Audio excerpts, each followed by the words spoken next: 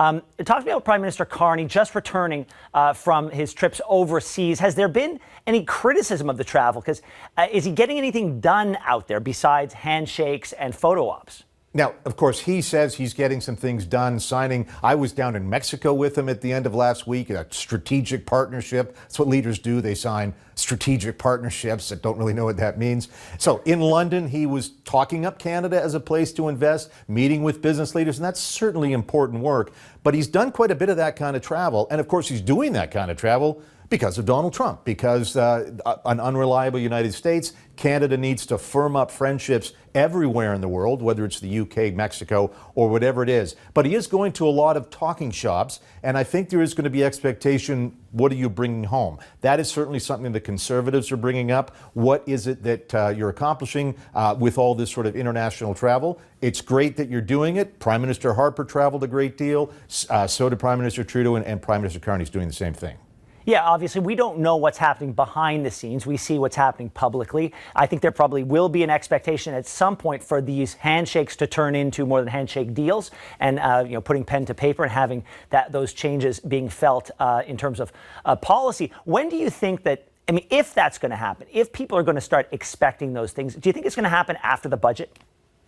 It's hard to say. Carney is going to has a sort of down period for basically next month, or we're not aware of any travel he's got until the end of October, when there's some very big summits, more summits overseas. One at the end of October in Korea. That's called the APEC summit. Canada is normally there, but so will President Trump and President Xi. So that will be a big deal. Canada will want to have a front row there. But in terms of things that get done, it really comes down to we can sign all the deals we want with Mexico and the UK and Germany, and if we only boosted trade, well, if we boosted trade by 5% or 10% with each of those, it's not a dent at all in the U.S. trade value. Nobody expects we're going to replace the value of U.S. trade. It's about diversifying, adding, and expanding. Trade with the U.S. is still number one.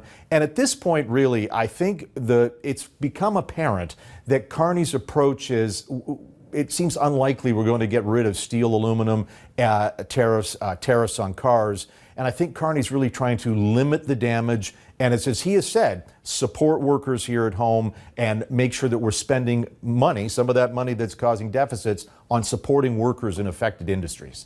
Well, David, you're right. We still have to pay attention to that relationship south of the border. Revelations this week that Ottawa has been a bit softer on the tariffs than we thought. Talk to me about that reaction.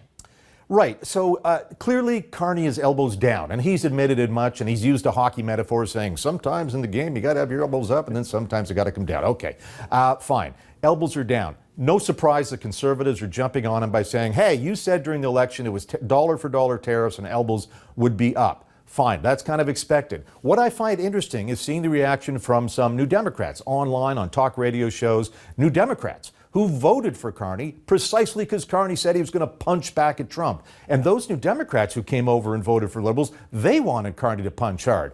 Carney's got a different approach now. As I say, he's still keen on trying to make some sort of arrangement with the United States. We're about to get into new NAFTA renegotiations, or what we used to call NAFTA, with Mexico. And on that front, it's kind of interesting because at one point Trump wanted a big, beautiful deal with Canada, not only trade, but also security, Arctic, you name it. And the U.S. ambassador to Canada, Pete Huckstra, he's been telling people that the president's a bit disappointed that we're not going to have this big, beautiful deal. And it was apparently Canada's fault.